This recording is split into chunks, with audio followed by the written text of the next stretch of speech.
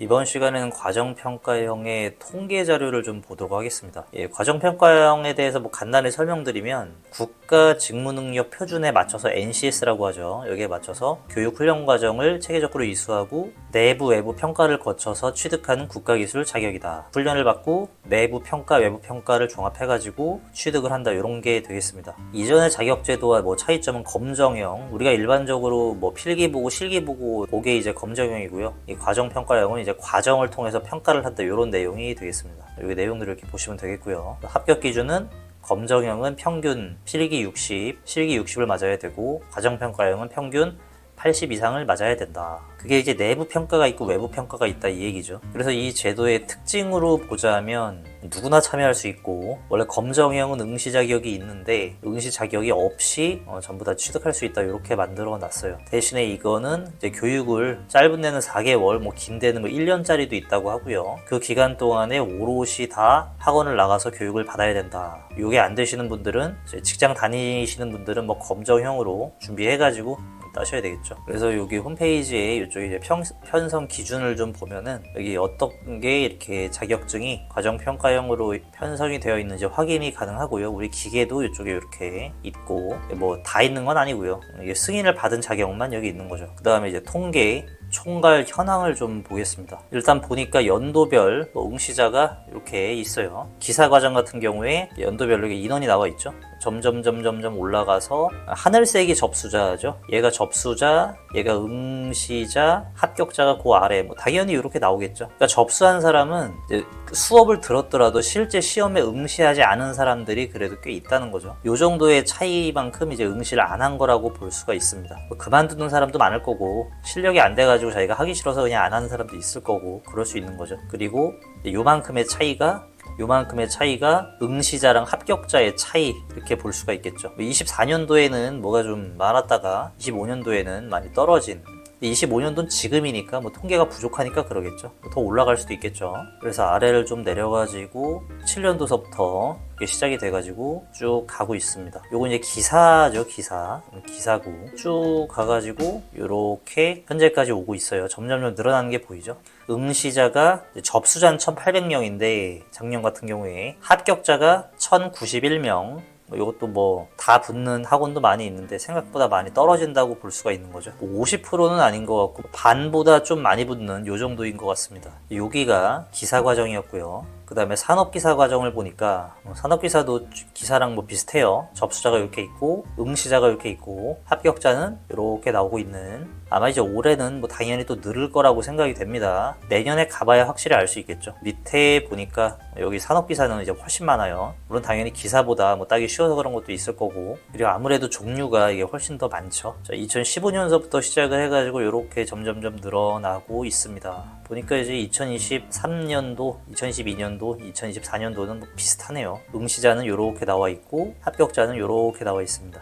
이건 통계로 정확히 계산은 안 해봤는데 합격자가 기사보다 더 적은 것 같아요. 현재까지는 5,700명이 접수를 했고 700명 빼고 5,000명이 시험을 봐서 3,300명 정도가 합격했다고 나오고 있습니다. 그 다음에 기능사를 좀 보면 기능사도 추이가 얼추 비슷해 보이긴 하는데 이건 이상하게 여기에서 그래프가 이렇게 떨어지고 있죠. 25년도는 크게 의미 없으니까 여기까지 보면은 이렇게 지금 떨어지고 있는 걸 볼 수가 있습니다. 그래서 15년서부터 보면은 이렇게 점점 늘고 21년도까지 최고치를 찍었다가 22년도서부터 조금씩 떨어지고 있어요. 점점 여기 있는 사람들이 신청을 해서 응시한 사람들이 이 정도고 여기에서 이 정도 사람이 붙습니다.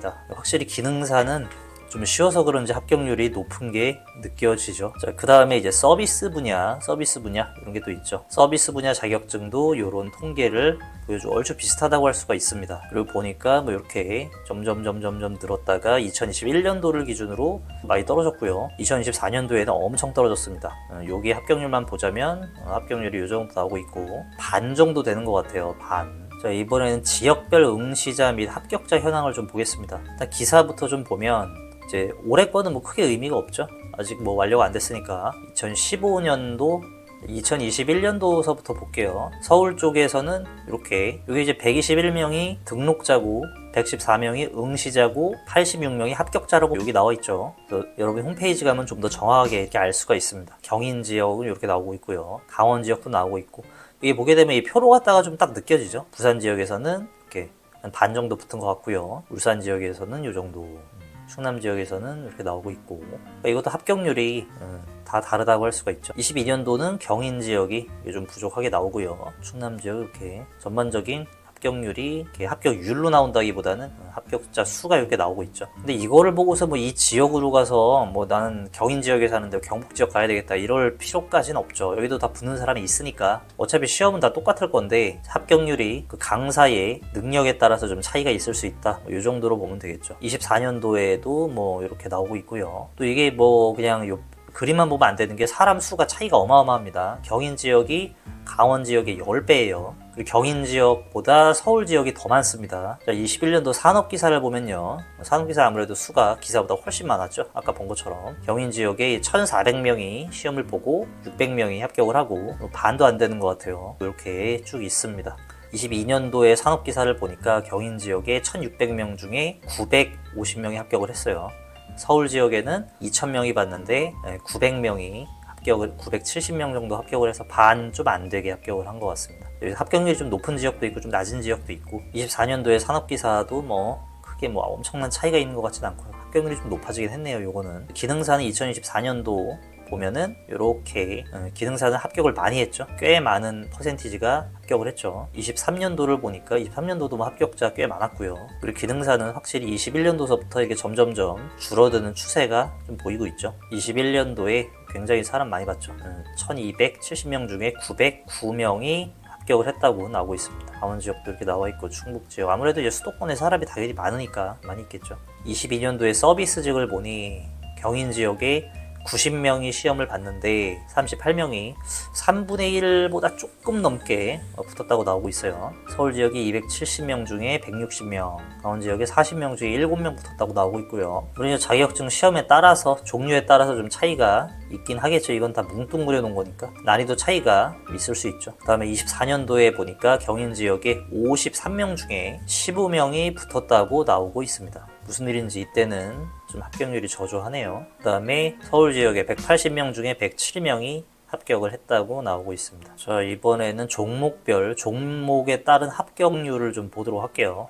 이게 뭐 다 볼 수는 없고요. 저희도 기계 채널이니까 기계에 관련된 그런 거 정도만 좀 찾아보도록 하겠습니다. 일반 기계 기사를 좀 볼게요. 이게 시행이 2024년도서부터 시행이 됐고요. 120명 중에 절반 정도가 합격을 했고 25년도에는 아직 뭐 통계가 완성이 안 됐으니까 170명 중에 68명, 그러니까 반이 안 되는 거죠. 이거는 아직 좀 내년에 확인을 해봐야 될 것 같습니다. 올해 같은 경우에 일반 기계 기사를 시행하고 있는 곳이 이 정도가 있고요. 24년도에 이 정도. 자, 컴퓨터 응용 가공 산업 기사라는 게 또 있어요. 이게 이제 밀링 기능사, 선반 기능사 그 위 자격이라고 볼 수가 있죠. 이런 그래프 추이를 보여주고 있고 밑에 보니까 응시자가 이제 뭐 이 정도가 이제 응시자가 많은 부분이 이 부분이죠. 여기에서 이 정도. 반은 훨씬 넘는 것 같고요. 한 3분의 2 정도 합격을 하는 걸로 보여집니다. 응시 지역은 전국적으로 많이 있는 것 같고요. 서울, 경인 쪽이 합격률이 좀 저조해 보입니다. 자, 전산응용 기계제도 기능사를 좀 보니까 이쪽이 갑자기 사람이 팍 늘고 합격자도 팍 늘고 그런데 가면서 점점점 무슨 일인지 점점 사람이 줄기 시작했어요. 그래서 이 표를 보니까 20년도에 200명 중에 150명 정도 붙었고 21년도에는 반이 떨어졌습니다. 이게 무슨 이유인지 모르겠는데 반이 떨어졌어요. 22년도에도 뭐 거의 한 반 정도, 23년도엔 뭐 거의 대부분 붙었고 24년도에는 이 과정이 기하급수적으로 줄어들고 있죠. 합격률은 좀 높다고 할 수는 있는데 무슨 일인지 너무 많이 줄어들었죠. 뭐 거의 10배 정도 줄어들었습니다. 여기서부터 24년도에도 보면은 지금 대구 지역밖에 나오지를 않고 있어요. 23년도에는 이제 서울 경인 지역에 좀 있었고 25년도에도 현재 대구 지역밖에 운영을 안 하고 있습니다. 그 다음에 기계설계 산업기사가 있죠. 저희 쪽에 질문 많이 주시는 기계설계 산업기사 가성비 자격증이라고 얘기들 많이 하죠. 이것도 20년도에는 이렇게 피크를 찍었다가 무슨 이유에서 이제 이렇게 떨어지고 있다고 볼 수가 있습니다. 이거는 갭 차이가 꽤 많죠. 이만큼이 다 떨어지는 겁니다, 시험에서. 이렇게 보니까 20년도에 절반 조금 넘게 붙었고 21년도에는 반이 떨어졌죠. 22년도에는 반이 훨씬 넘게 떨어지고 23년도에는 또 엄청나게 떨어졌죠. 네, 한 반 정도 24년도에도 떨어졌고요.